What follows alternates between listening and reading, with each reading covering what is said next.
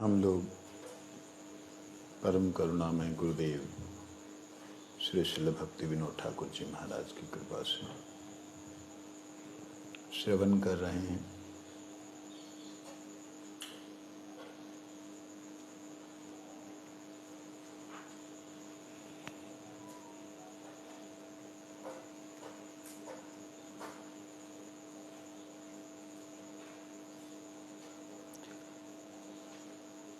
जिसमें कल हम लोगों ने श्रवण किया था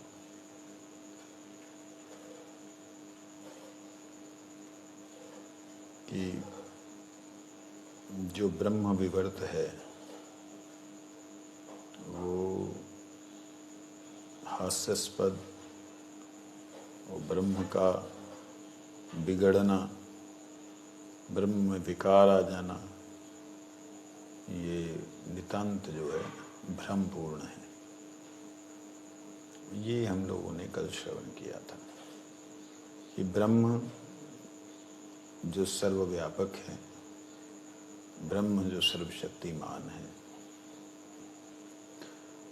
उसमें विकार हो जाना, जिसमें सब कुछ है उसमें अपने लिए ही विकार हो जाना, अपने ही वस्तु में विकारग्रस्त होकर के अपने ही तत्व के अधीन हो जाना। मतलब ये कुछ बात युक्ति युक्त नहीं लगती, कल हमने श्रवण की। और इसको मायावाद कहते हैं गौड़ीय वैष्णव। वहाँ प्रश्न आता है, ब्रजनाथ जी कहते हैं 18वें अध्याय में,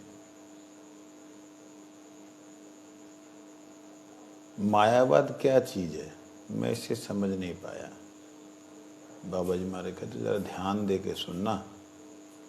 माया शक्ति, स्वरूप शक्ति की छाया मात्र है। जो माया है वह स्वरूप शक्ति की छाया मात्र है। अब समझना, स्वरूप शक्ति जो है वही तो कृष्ण का स्वरूप प्रकाशित करती है। स्वरूप शक्ति ही तो है जो कृष्ण के रूप में प्रतिभासित होती है, जहाँ रूप में दिखाई देती है, उसकी छाया है क्या? माया। कल एक सूत्र आया था दिमाग में, माया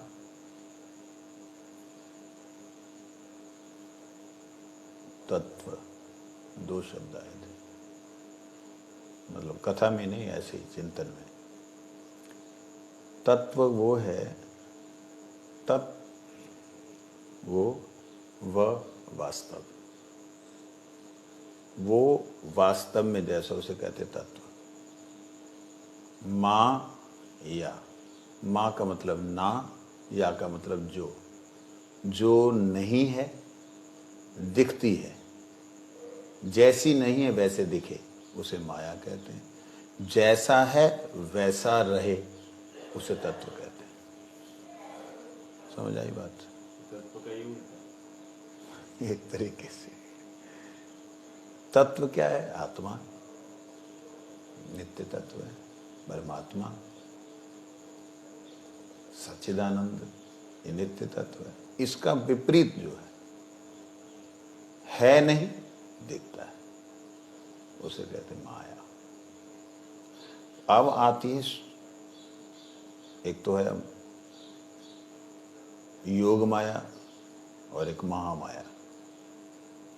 जहाँ योग माया शब्द आता है वहाँ पे माया का नाम माया, मतलब योग का नाम माया क्यों हुआ? क्योंकि इस संसार में जैसे हमें जड़ वस्तुओं का ज्ञान है, चेतन जगत में हमें चेतन वस्तुओं का वैसा ज्ञान नहीं है। चेतन जगत का क्या ज्ञान है? तो उस जगत का एक प्रतिबिंब के रूप में, या एक छाया के रूप में, या एक आकृति के रूप में जो हमको दिखला करके हमारा योग करा रही हो, मिलन करा रही हो, आकर्षण बढ़ा रही हो, उसे योग माया कहते हैं। जैसे उदाहरण के लिए हमारे मन और बुद्धि में क्या संभव है भगवान का नाम अनुभव होना? जड़ तत्व में क्या चैतन्य तत्व का अनुभव होना संभव है? बिल्कुल नहीं है। जैसे कांच का गिलास, उसमें जल होना क्या संभव है? कांच के गिलास में, आगे आ जाओ, इधर इधर, उनको बोल रहा हूं, उनको, बच्चे को।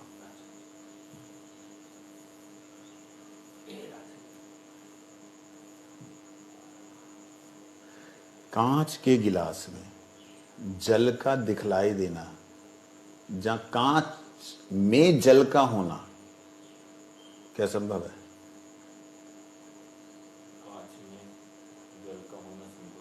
नहीं है। लेकिन कांच में जल दिखलाई दे रहा है, यही है योग माया। कैसे इसको समझेंगे, थोड़ा और क्लियर कर देता हूं। हम माया में, इस संसार में, जड़ वस्तुओं में चैतन्यता का अनुभव करते हैं। जैसे तुलसी देवी साक्षात भगवान की प्रिया है, लेकिन क्या ये स्वरूप है तुलसी जी का नित्य धाम में? ये भी है केश के स्वरूप में, केश के स्वरूप में। केश जो है वृंदा देवी के, वो तुलसी के पत्र हैं, ये भी है। परंतु क्या ऐसी होंगी कि झाड़ की तरह होंगी? वहां जो स्वरूप है, वो स्वरूप हमें दिखलाई नहीं दे सकता इन चर्म चक्षुओं के आगे। हमें क्या दिखलाई दे रहा है कि तुलसी जी ये हैं, वृंदा देवी ये हैं। ये ऐसे ही लग रहा है जैसे गिलास में जल है।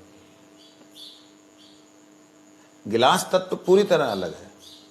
शरीर जो है तुलसी जी का लकड़ी का, मट्टी से बना हुआ दिख रहा है हमको। गोबर डालो तो चमक उठती है, भाई गोबर से थोड़ी तुलसी जी चमक उठेंगी, वृंदा देवी। तो ये चीज समझने वाली है कि यहाँ पे हमें जो स्वरूप भगवान के साथ में जुड़ने वाला दिखाई दे रहा है, वो योग माया है। इस संसार में जो भी, जैसे अब हम नाम भी कर रहे हैं, हरे कृष्ण कृष्ण कृष्ण हरे हरे, हरे राम हरे, यहाँ पे हरे कृष्ण, ये जो शब्दों का उच्चारण कर रहे हैं, ये शब्दों का उच्चारण हमें महामाया और योग माया, इन दोनों रूपों में मिलता है। महामाया के रूप में जो हमें मिल रहा है, तब हमें इसका एक भी रस नहीं प्राप्त होता, कुछ भी नहीं पता लगता। यही नाम जब योग माया के द्वारा हमें अनुभूत होता है, तो इस नाम के साथ साथ हमें कुछ स्वप्न आ गया। अरे इस जड़ मन का, बुद्धि का कहाँ सामर्थ्य है कि वो भगवान का स्वरूप दर्शन कर ले? सपना आ गया। क्या सपने में आया कि हमारे ठाकुर जी हमसे बात कर रहे हैं, भाग रहे हैं, बाहर जा रहे हैं, और वो जाकर के बच्चों के साथ खेलने लगे, फिर भाग गए। फिर मैं पीछे दौड़ा तो वापस अंदर आ गए। इस तरीके से कुछ जो दिखलाई देता है, और ठाकुर जी दिखलाई दिए, कोई और नहीं दिखलाई, यह योग माया। समझ आई? ठाकुर जी ही दिखलाई दिए, महामाया, ठाकुर जी ही दिखलाई दिए, लेकिन वहां पे कोई ऑपोजिट व्यक्ति नजर आ गया, बुद्धि खराब हो गई, उसको देख करके भगवान भूल गए, महामाया। बात समझ आई? ठीक है ना? मंदिर में ऑपोजिट व्यक्ति दिखने से बुद्धि खराब हो गई, महामाया। मंदिर में थे, ठाकुर जी का दर्शन किया, रात को अथवा आपके चिंतन में, ध्यान में भगवान का स्वरूप आया, योग माया। ये माया इसीलिए कहा गया है, वास्तविकता में ऐसा रूप नहीं है ठाकुर जी का। नित्य गोलोक धाम में ऐसा रूप नहीं है ठाकुर जी का। या नित्य भगवान का जो रूप है वो मन बुद्धि अहंकार नहीं पकड़ सकते हैं, परंतु आपको सपने में दिखला दिया, आपके अंदर भाव पैदा कर दी, ये योग माया है। परंतु यही योग माया जब भगवान की सेवा में दिखलाई देती हैं तो ये साक्षात स्वरूप धारण किए हुए भगवान की सेवा में गोपी स्वरूप से अथवा बलराम जी की शक्ति के रूप में दिखलाई देते हैं। इस तरीके से होता है, समझ लगी। वहाँ पे फिर वो माया नहीं रहती, वहाँ पे नाम और नामी अभिन्न नहीं, मतलब भिन्न नहीं, अलग नहीं होते, एक ही होता है। नाम मतलब नामी है। यहाँ हम नाम कर रहे हैं, नामी नहीं है। जिसका नाम कर रहे हैं वो नहीं है, नाम कर रहे हैं। वहाँ नाम करना मतलब साक्षात वो है। ये चीज को कैसे समझ सकते हैं? योग माया हमें भ्रम में डाल करके भगवान से जोड़ने के लिए कुछ लीला करती है, जिसके कारण हम भगवान से जुड़ जाएं। ये योग माया का कार्य है। लेकिन वही योग माया जब नित्य धाम में अपनी सेवा में होती तो स्वरूप शक्ति का नाम धारण करती है, अर्थात स्वरूप शक्ति ही वहां अपने आप में प्रकट होती है। यह स्वरूप शक्ति। स्वरूप शक्ति जब जीव के साथ संबंधित है तो योग माया, स्वरूप शक्ति जब भगवान के साथ संबंधित है तो क्या हुआ? स्वरूप शक्ति। स्वरूप शक्ति। महामाया कहां से आ गई? सूर्य। जब जीव के साथ संबंधित है तो जीव और भगवान के साथ बीच में संबंधित है तो योग माया, लेकिन जब जीव भगवान के साथ भगवान के धाम पहुंच गया तो वही स्वरूप शक्ति स्वयं स्वरूप में। वहां माया शब्द का प्रयोग नहीं होता। क्यों? वहां काल कर्म ये सब बाहर है। ये चीज को ना प्रैक्टिकली शब्दों के द्वारा वर्णन करना असंभव है, परंतु प्रयास किया मैंने। कहते चित्त जगत में उसका प्रवेश नहीं। किसका प्रवेश नहीं? जो माया है। कौन सी? महामाया। यह जड़ जगत की अधिक कत्री है। जड़ जगत की कत्री करने वाली है। जीव अविद्याग्रस्त होकर भ्रम से जड़ जगत में प्रविष्ट हुआ है। अविद्याग्रस्त होकर भ्रम से जड़ जगत में प्रविष्ट हुआ है। चिद वस्तु की स्वतंत्र सत्ता और स्वरूप शक्ति है। चिद वस्तु की स्वतंत्र सत्ता और स्वतंत्र शक्ति है। जो आत्मा है, चिद वस्तु जैसे प्रयोग शब्द करें तो आत्मा परमात्मा। चिद वस्तु की स्वतंत्र अपनी सत्ता है और स्वतंत्र अपनी शक्ति है, परंतु मायावाद वस्तुतः इसे नहीं मानते हैं। मायावाद का कथन है जीव ही ब्रह्म है, माया के कारण भेद प्रतीत होता है। माया के कारण दिखता है कि जीव ब्रह्म नहीं है। ये मायावाद जिसे उसने प्रश्न किया है ना ब्रजनाथ जी ने, उस मायावाद का स्वरूप वर्णन कर रहे हैं। ध्यान से सुनिएगा इसे।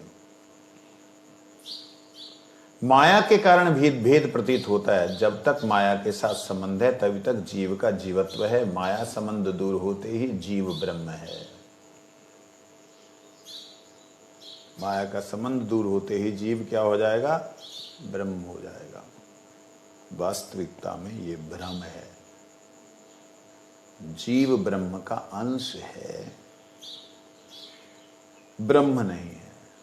सूर्य नहीं है, सूर्य के अनंत प्रकाश के किरणों का एक कण मात्र है। इसी प्रकार से अनंत ब्रह्म जो बृहन्नत्वात् बृहत् बृहत्तात् जो ब्रह्म है, उस ब्रह्म का एक अणु चैतन्य कण है। कहते हैं माया से पृथक होकर चित्कण की स्थिति नहीं है, अतएव जीव का मोक्ष ही उसका ब्रह्म के साथ निर्वाण है। माया से पृथक होकर चित्कण की स्थिति नहीं। ये इनका ये कहना है, मायावादियों का ये कहना है कि जैसे ही माया से पृथक होता है जीव आत्मा, जैसे ही पृथक होता है तो उसकी और कोई स्थिति नहीं, वो ब्रह्म है, और जब भीतर है तो जीव है। इस प्रकार से उनका कहना है। इस प्रकार मायावाद शुद्ध जीव की सत्ता स्वीकार नहीं करता कि शुद्ध रूप से कोई तत्व अलग है जो जीवन धारण करने वाला है, आत्मा अलग तत्व है, ऐसा वो लोग नहीं मानते। वे और भी कहते हैं भगवान माया के आश्रित होने के कारण जब जड़ जगत में आते हैं तब उन्हें माया का आश्रय लेना पड़ता है। भगवान जब आते तो उन्हें माया का आश्रय, ये वो हैं जो भगवान को मानने वाले मायावादी, एक भगवान के स्वरूप को ही नहीं मानते, वो नहीं है ये, उनके बारे में यहां नहीं कहा। भगवान माया के आश्रित हो, तत्व होने के कारण भगवान माया के आश्रित हो, तत्व होने के कारण जब जड़ जगत में आते तब उन्हें माया का आश्रय लेना पड़ता है। अब ये लोग भगवान को माया के आश्रित मान रहे हैं, मतलब भगवान के जितने स्वरूप हैं वो माया के द्वारा निर्मित हैं, ऐसा ये लोग मान रहे। तभी वो बोलते हैं कभी राम बन के कभी श्याम बन के चले आना आना, कभी न क्या है पता नहीं, कभी राम रूप से आना, कभी सिया साथ लेके लक्ष्मण साथ लेके चले आना, है ना ऐसे, मतलब रूप बन के आना। वो कहते हैं जो रूप बन के आते हैं ये माया के कारण वो रूप बना के आते हैं वो भी ब्रह्म, हम भी ब्रह्म, उनमें और हमारे में कोई भेद नहीं। ऐसा दुर्बुद्धि हैं जो लोग। उनको क्यों बुलाया, खुद ही राम और श्याम बन के आ गए? वो बिना उनके गति नहीं ना, कोई मानेगा नहीं इधर संसार में। बिना राम कृष्ण का नाम लिए संसार में पूजा कौन करेगा? राम कृष्ण तो केवल मात्र एक पर्दा है दिखाने के लिए, सदगुरुदेव भगवान ही है, समझे नहीं? तो ये जो दुर्भाग्य है जिसके कारण से हमारे समाज में कोई भी किसी भी संत की मूर्ति को उठा के ठाकुर जी के ऊपर बैठा देता है। गुरु ब्रह्मा गुरु विष्णु गुरु देवो महेश्वरा साक्षात गुरु परब्रह्म तस्मै श्री गुरुवे नमः। मैंने एक बार बोला, गुरु जी ने भी बोला इस बात को, कहते सब ब्रह्म है, सब ब्रह्म है, गुरु क्यों नहीं? गुरु वो भी ब्रह्म, तुम भी ब्रह्म, तुम पूजा क्यों करता है उसमें? क्यों पूजा करता है? उसमें तुम में भेद नहीं तो उसको नीचे बैठाओ, एक बराबर बैठो। गुरु की पूजा चले, गुरु नहीं, गुरु अपना स्टैंडर्ड जो बना के रखने का। यहाँ पे एक और जो है प्रचलित है, ये जो भागवत कथा का है ना, आखिर में जो कथा के बाद भागवत जी की आरती होती है, उसमें जो है भागवत जी भी रखा होता है, गुरु जी भी बैठे रहते। और आरती किसकी हो रही, भागवत की हो रही है कि गुरु जी की हो रही है? मेरे हिसाब से उनको सबको दिखाना चाहिए भागवत की होनी चाहिए। हाँ ऐसा है।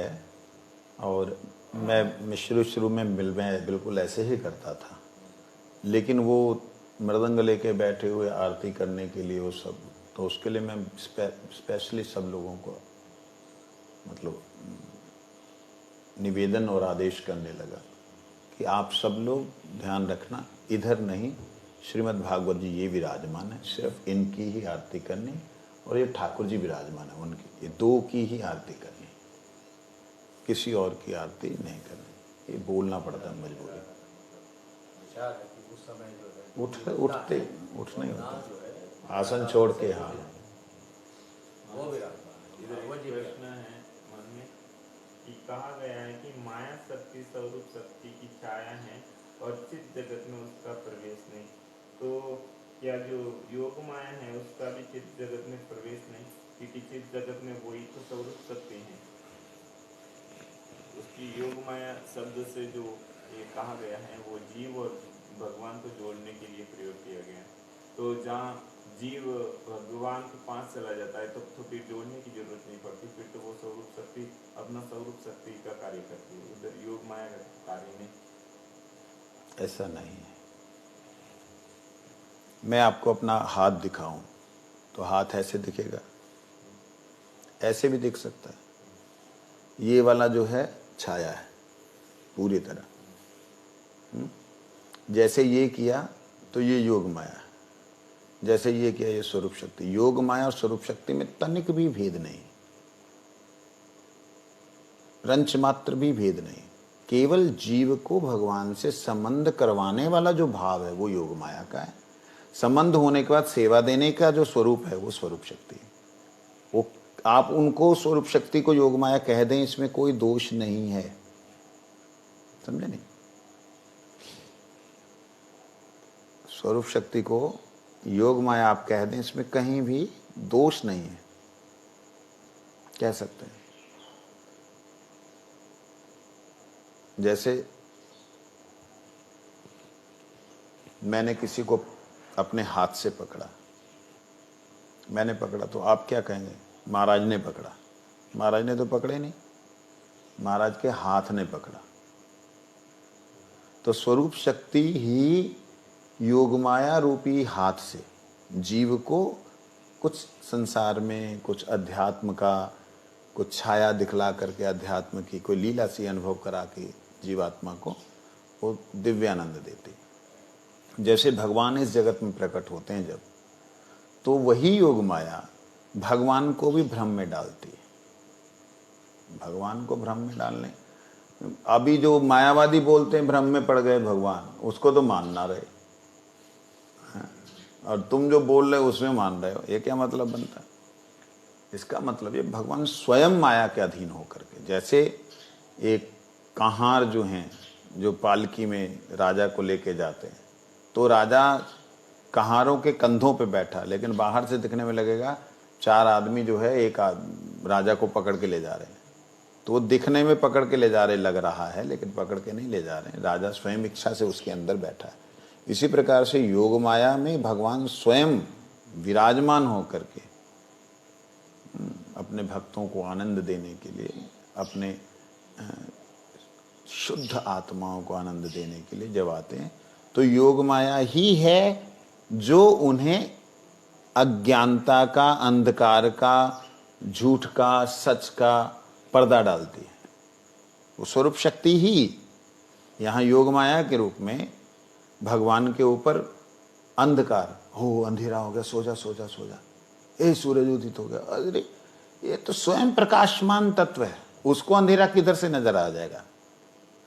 तो जैसे आपने कहा कि भगवान ही माया, जो योग माया है, उसको ये कहते हैं कि मेरे को ऐसा बना, तो योग माया को, ये महामाया को क्यों नहीं कहते? महामाया भी तो वो कार्य, महामाया तो अंधकार है ना, उसका कोई अधिकार नहीं है कि वो चेतन तत्व जो है, अणु होने के नाते तो इसको पकड़ लेती है जीव को, चेतन तत्व, पूर्ण चेतन तत्व को पकड़ भी सके, उसका सामर्थ्य नहीं है। तो इसलिए वो जो छाया है वो साक्षात स्वरूप में भगवान की सेवा करती है। वहां पे योग माया का स्वरूप है, मतलब ये वाला स्वरूप है। तुम्हारे लिए ही बहुत है कि महाराज जी ने हाथ हिला दिया, लेकिन इधर मैं इससे प्रेम कर रहा हूं, लेकिन इससे नहीं कर सकता, ठीक है ना। तो ऐसे ही छाया जो है, वो छाया भगवान के सामने नहीं आ सकती, माया भगवान के सामने नहीं आ सकती, लेकिन योग माया जो स्वरूप शक्ति का अपना प्रभाव है, स्वरूप शक्ति ही जो भगवान के और भक्त के बीच में लीला कराने का, भ्रम पैदा करने का कार्य करती है कि भैया को लगा रही तो बिगड़ जाएगा छोरा जी, मान ना रहो, अब ही तेजा को जी हाल है, बाद में का बर्बादी करेगो, या तो मानना पड़ेगा। जो ये जो योग माया जो है, ये वृत्ति पैदा करती भक्त के अंदर, और भक्त बिल्कुल उस भाव में भावित होकर रुक जा, एक डट जा, तो ये दिखाऊं तो बात को पता लगेगी कि मैंने कहा किया। पकड़ती मैया दौड़ती, पहले मैया मैया कर, तो आज बाप बाप चिल्ला रहा हो, तो बाबा बाबा मैया मारे, बाबा भैया मारे, रुक जा तो बताऊं तो बाप को तो लगे, इस प्रकार से। तो वो योग माया है, मतलब ये लीला गोलोक धाम में स्वरूप शक्ति जो है वो इस प्रकार से नहीं कर सकती, उनको इस लीला का रसास्वादन करने के लिए गोलोक में हरि कथा के माध्यम से उस जगत में प्रवेश करना पड़ता है। समझ लगी नहीं लगी? तो इसका हाँ, बड़े भयंकर लीलाएं हैं। जैसे हम इधर सुन के जो कल्पना कर रहे हो ना, जैसे वहां पे वो कल्पना होती नहीं है, वहां तो क्रिया होती है, वहां तो इच्छा ही क्रिया है। समझे नहीं? समझ नहीं आएगा ये सब छोड़ो, जो समझ में आएगा उसको समझो। तो वे एक माइक स्वरूप ग्रहण किए बिना संसार में आविर्भूत नहीं होते, ऐसा वो लोग कहते हैं।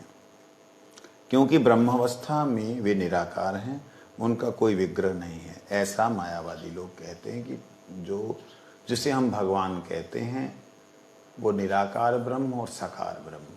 साकार ब्रह्म जो है वो गुरु हैं, वो कृष्ण हैं, वो राम हैं, वो नरसिंह हैं, ऐसा वो लोग बोलते हैं, जो कि नितांत अज्ञानता का परिचय है।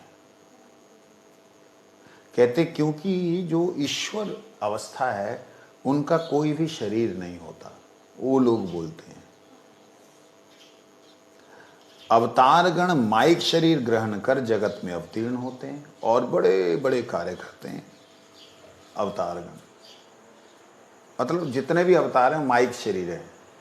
कभी नरसिंह बन के आना, प्रहलाद को संग में लाना, हिरण्यकश्यप का छाती फाड़ना, राम बन के, फलाना बन के, ढिकाना बन के। तो बन के आने के लिए वो बहुरूपिया नहीं कि कुछ भी बन के आ जाए, वो हैं। मेरे से एक बार तर्क हो रहा था किसी का, कहते आप कैसे बोलते हैं? मैंने कहा तुम हो कि नहीं? मैं कहा हाँ हूँ। मैंने कहा अगर तुम हो तो क्या उस परम शक्ति का समर्थ नहीं है? परम शक्ति नहीं चाह सकती कि वो अपने स्वरूप में रहे? तुम छोटे से जीव अपने स्वरूप में रह रहे हो, परम शक्ति का वो नहीं है, मतलब उनका समर्थ नहीं है कि उनका रूप हो। तेरा है, उसका ना हो। ये क्या बात करते हो? अंश का नहीं। क्या बेवकूफ़ी। गुरुजी बड़ा सुंदर एक उदाहरण देते थे। कहते कुछ लोग, गुरुजी तो गाली नहीं देते थे ना, मैं गाली देता हूँ। कुछ लोग बुद्धिमान लोग जो है वो ऐसा बोलता है कि निराकार से आकार हुआ। वो बोलता है H2O, हाइड्रोजन ऑक्सीजन से जल हुआ। निराकार हाइड्रोजन ऑक्सीजन, आकार नहीं, उससे जल हुआ, उससे पानी बना। कहते उसमें हाइड्रोजन भी है और ऑक्सीजन भी है, वही दो मिलने से हुआ। वो नहीं होगा ऑक्सीजन और हाइड्रोजन तो कहां से हो जाएगा? है something can nothing can of cause of the something, something is cause of something, एक गुरुजी बोलते थे। है तब हुआ, नहीं है उससे हो गया। ये तो बात नहीं बनती। तुम्हारा रूप है। उसने बोला ये तो शरीर का है, शरीर नष्ट होने के बाद मैं भी निराकार हूं। मैंने कहा अच्छा, शरीर नष्ट होने के बाद तुम भी निराकार। मेरा उदाहरण जो हमेशा जो मैं देता हूं, सपने वाला, मैं कहा शरीर तो उस वक्त देख नहीं रहा, आंखें तो देख नहीं रही, कान तो सुन नहीं रहा, आप तो दौड़ नहीं रहे, फिर सपने में दौड़ते कैसे हो, सुनते कैसे हो? कहते तो मन बुद्धि। मैंने कहा जब मन बुद्धि का आकार है तो उसको देखने वाले का भी तो आकार होगा। तुम ना मानो, अच्छे विचार हैं तुम्हारे, तो वो संशय में पड़ जाता। बात तो सही है कि देखने वाले की आंखें हैं तभी तो सपना दिखाई दे रहा है। सपना कैसे दिखता है? बिना आंखों के दिखता है। दृश्य दिखाई कैसे देता है? बिना आंखों के दिखाई देता है। आंखें तो है, वो अंदर की आंखें, ये बाहर की आंखें सो गई, अंदर की आंखों से सपना दिखाई देता है। जैसे तुम्हारी आंखें हैं ऐसे परमात्मा की आंखें, तभी तो देखते हैं कि भगवान देख रहे हैं, भाई परमात्मा देख रहा है। नहीं तो जो मर्जी ब्रह्म की लीला चल रही है, कोई किसी का गर्दन काट रहा है, कोई किसी की चोरी कर रहा है, कोई किसी की जबरदस्ती कर रहा है, जो मर्जी करते रहो। ये तो ब्रह्म की लीला चल रही, फिर पुलिस क्यों, राजा क्यों? ब्रह्म की लीला चले। ये अज्ञानता जो है बहुत बड़ी अज्ञानता। ईश्वर के शरीर को ना मानना, परमेश्वर के शरीर को ना, कहते शरीर है तो मतलब छोड़ेगा भी नहीं, वो स्वरूप से ही ऐसे हैं। जैसे चीनी का बनाया हुआ, मिश्री का डेला या चीनी का बनाया हुआ आकार, वो सब तरफ से चीनी ही है। इसी प्रकार से सच्चिदानंदमय विग्रह है भगवान का। अनंतर माइक शरीर को इस जगत में रखकर स्वधाम में गमन करते हैं।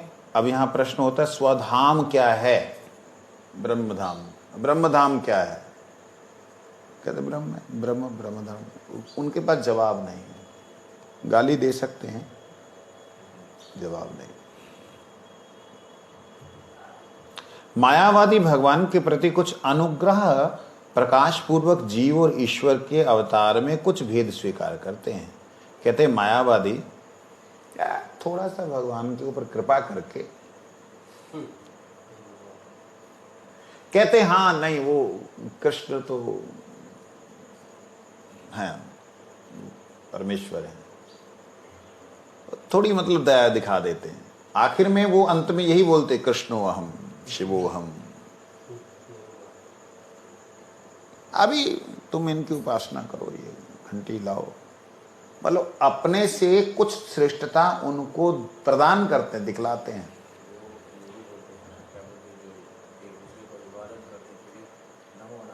वो तो ठीक है तुम भी नारायण ना, वो दृष्टि इस इस भाव से करते हैं, लेकिन वो सही है, उसमें कोई दोष नहीं। क्योंकि अब हम जब जय श्री कृष्ण कर रहे हैं ना ये तो जय श्री कृष्ण करते, तो आप क्या जय श्री कृष्ण, मैं आपको जय श्री कृष्ण, तो आपको जय श्री कृष्ण बोलना, कृष्ण का हम जो है ना उनकी जय कर। ये तो हम बोल रहे हैं, वो कह रहे हैं हम नारायण को प्रणाम कर रहे हैं। नहीं, वो ऐसा नहीं बोलते। उनका जो है हाँ, उनका सिद्धांत जो है सिद्धांत ये है कि भी नारायण मतलब भाई आप भी नारायण हो, वो भी दंड धारण मात्रेन नरो नारायण भवेत, ये शास्त्र का वचन है। दंड त्रिदंड धारण मात्रेन नरो नारायण भवेत। एक दंड वो एक दंड ब्रह्म बन जाते हैं, तो एक दंडी, तो दंड धारण करने से नारायण स्वरूप हो गए, इसलिए नमो नारायण करते। लेकिन कहीं कहीं मैं जहाँ पे गया तो वहाँ उन्होंने नमो नारायण, मैं कहा नमो नारायण, मैं भी बोलता हूँ। क्यों बोलता हूँ? उनके बीच में उठूंगा बैठूंगा जब भी तो बात बताऊंगा, नहीं तो बैठाएंगे नहीं। आप दूसरे भाव से कहते कि मैं नारायण को प्रणाम ना, मैं उन्हीं को बोलता हूँ नारायण, तुम ही नारायण हो भैया, ले लो, खुश हो जाओ। नारायण प्रत्येक कण जो है ना, जो जीव तो अणु है, जीव से भी अणु परमात्मा, उस जीव में जो शयन करे, नारायण का अर्थ ये भी होता है। क्या बोलते हैं भक्ति विनोद ठाकुर जी, चैतन्य महाप्रभु, करवी सम्मान सवे आदरे सर्वदा, कृष्ण अधिष्ठान सर्व जीवे जानी सदा। जीवों में कृष्ण का अधिष्ठान है, ये जानना। हम जीवों में कृष्ण का अधिष्ठान नहीं मानते, यहां हमारी भी गलती है। हम लोग जितने वैष्णव हैं उनमें से 98% लोग जीव में कृष्ण का अधिष्ठान है ये नहीं मानते। बोलते हैं कि जो है अपना हृदय से अर्जुन कृष्ण की हरेक के हृदय में रहते हैं, तो कैसे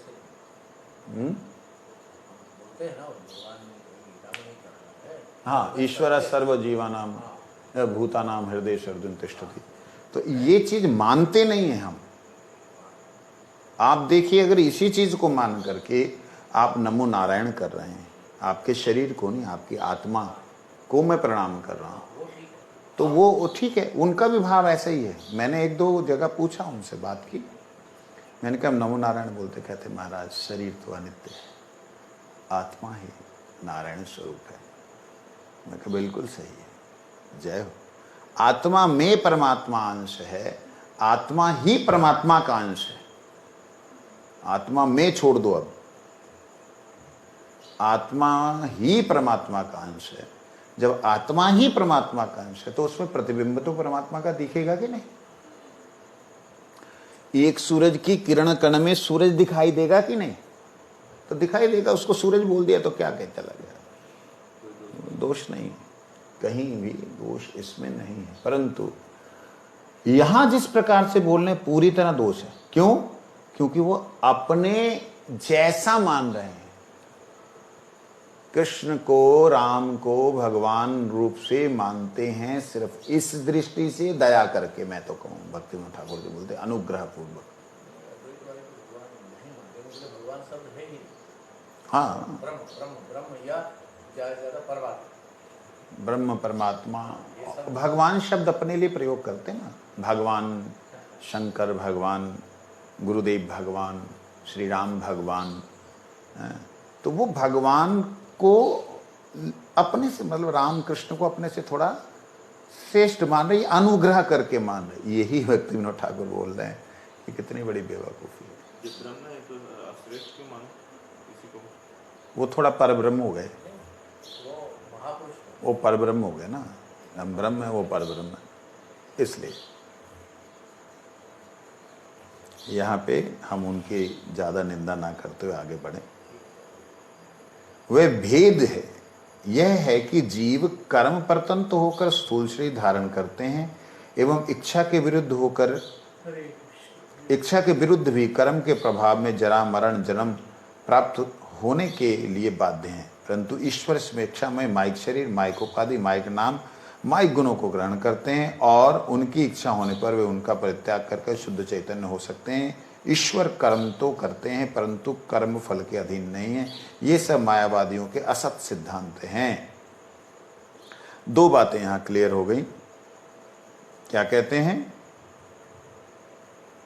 जीव में और ईश्वर में अंतर है। जब कभी ब्रह्म साक्षात स्वरूप से इस जगत में प्रकट होते हैं, चाहे वो कोई भी रूप हो, रामकृष्ण, गुरु, फलाना ठिकाना जो भी हो, तब वो कर्म बंधन में नहीं है, क्योंकि इच्छा से उन्होंने शरीर को धारण किया। लेकिन जीव कर्म बंधनों के अधीन है। जीव जन्म लेगा, वो कुछ करेगा तो उसको उसका फल वही भोगना पड़ेगा। जब तक मुक्त नहीं होगा, जब तक शुद्ध ब्रह्म नहीं बनेगा, तब तक उसको ऐसे चक्रों में पड़ते रहना। लेकिन गुरु और भगवान ये नहीं, ऐसा उनका असत सिद्धांत है। यही मायावाद का रूप है। अब मोटी मोटी बात समझने के लिए 4-5 लाइनों में अगर मायावाद के स्वरूप को समझा जाए तो ये, जो भगवान परमात्मा ब्रह्म, ब्रह्म परमात्मा भगवान, इन शब्दों को बोलते हुए उनके नित्य स्वरूप को नहीं मानता, वो मायावादी है। वो ये, अगर कोई भी है, अगर ये कहता है कि इस संसार में आने से वह रूप धारण करते हैं, संसार के बाद उनका कोई रूप नहीं है, वो मायावादी है। तुम जितने भी भगवान के रूपों की कल्पना कर लो, वो सब माया से निर्मित रूप हैं। ऐसा जो बोलने वाले हैं वो मायावादी। जो ऐसा भी बोलें कि तुम किसी का भी नाम ले लो, कुत्ता कुत्ता कुत्ता कुत्ता कुत्ता कुत्ता कुत्ता कुत्ता कुत्ता करते रहो, तुम्हारी मुक्ति हो जाएगी। मायावादी तो जीवन भर तो बोल ही रहे, तो कहते तुम्हारी मुक्ति हो जाएगी। ना ना, ध्यान लगना पड़ेगा, ध्यान लगाना पड़ेगा एक में। कहते जितने रूप हैं ये ध्यान लगाने के लिए हैं। ऐसा जो बोलते हैं वो मायावादी। ऐसा बोलने वाला कौन? ओशो। उसने बोला, उसने कहा कि किसी को भी, आप किसी, कोई भी तत्व ऐसा नहीं है जो परमात्मा नहीं है। तुम भी परमात्मा ही हो, लेकिन तुम खुद का ध्यान नहीं कर सकते, इसलिए किसी भी रूप को सामने रख लो। चाहे वो तुम्हारी पत्नी, चाहे पति, चाहे बेटा, चाहे पत्थर, चाहे पहाड़, चाहे नदी, चाहे कुछ नाला, किसी को भी तुम सामने रख लो। ध्यान तुम्हारा कॉन्सेंट्रेट होना चाहिए, बस कॉन्सेंट्रेशन ही मुक्ति है। ऐसा मूर्ख आदमी सारी दुनिया को बेवकूफ बना के चला गया। अरे इस प्रकार की जो बुद्धि रखने वाले वो मायावादी, ठीक है, उन्हें मायावाद कहा गया। भगवान के स्वरूप को ना माने, नित्य भगवान के स्वरूप को ना माने, भगवान के जितने अवतार हैं उनको माया के द्वारा निर्मित आकार का माने, जो कहे कि कोई भी लक्ष्य आप ले लीजिए, कंसंट्रेशन होनी चाहिए, आपका ध्यान लगना चाहिए, बस मुक्त हो गए, ऐसे लोग जो हैं मायावादी, इनके विचारों को नहीं श्रवण करना चाहिए। इसीलिए भागवत जी में श्लोक आया ना, सर्पोचिष्ठ जथापया अवैष्णव मुखोद उद्गीर्णम पूतम हरिकथामृतम श्रवणम नैव कर्तव्य। सर्पोचिष्ठ जथापया, अवैष्णव के मुख से, अर्थात जो भगवान को भगवान नहीं मानता है, भगवान के रूप को जो नित्य नहीं मानता, उनकी लीला को नित्य नहीं मानता है, ऐसे व्यक्ति बड़ी सुंदर हरिकथा बोल रहे हैं, श्याम सुंदर,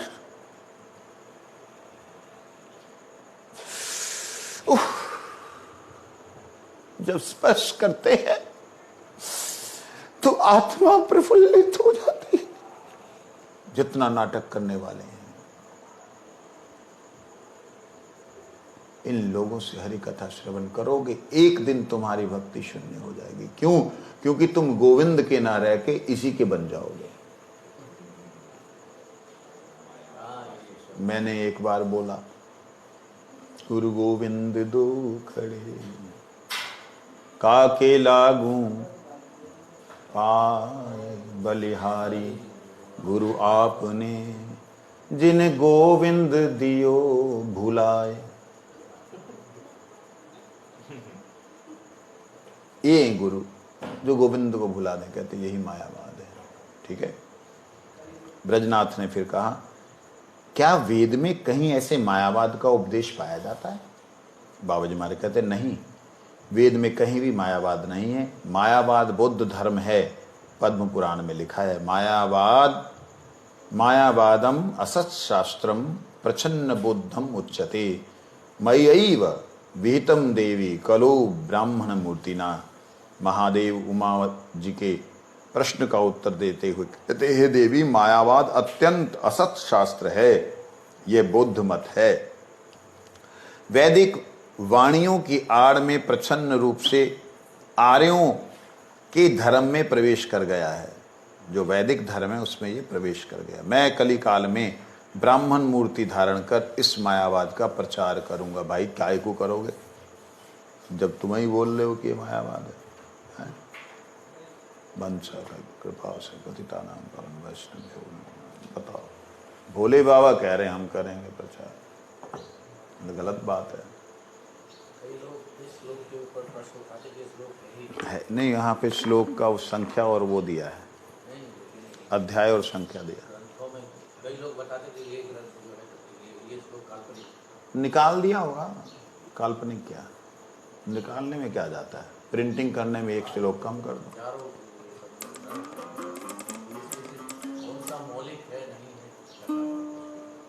क्योंकि जला दिए थे नालंदा वगैरह में सब शास्त्र जो हस्तलिखित थे उन्हें जला दिया गया।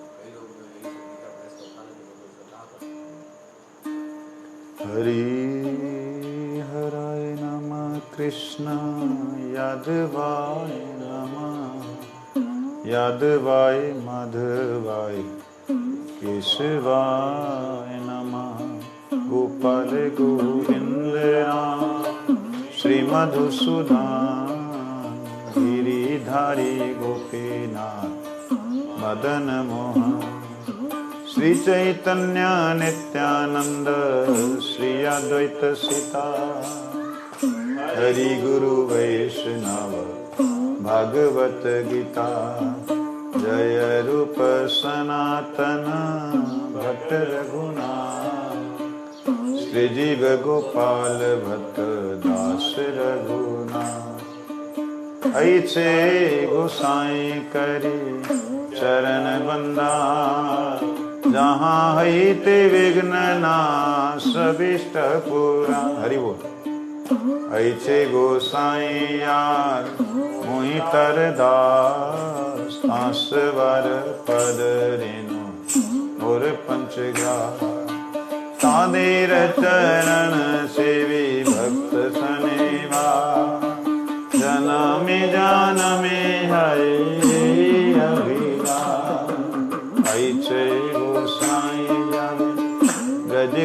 वास, राधा कृष्ण नित्य लीला।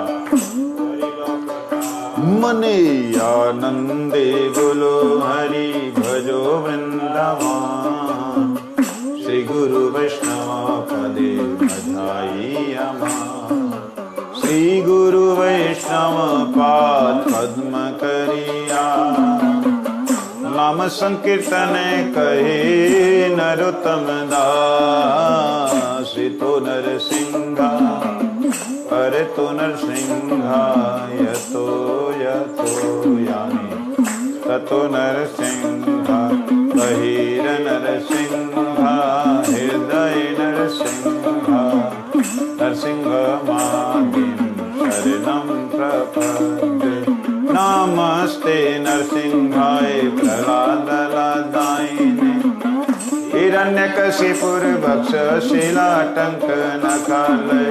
भागीशायस्य वदने लक्ष्मी यस्य च वक्षसि, यशास्ते हृदय संवित् तं नरसिंहमहं भजे।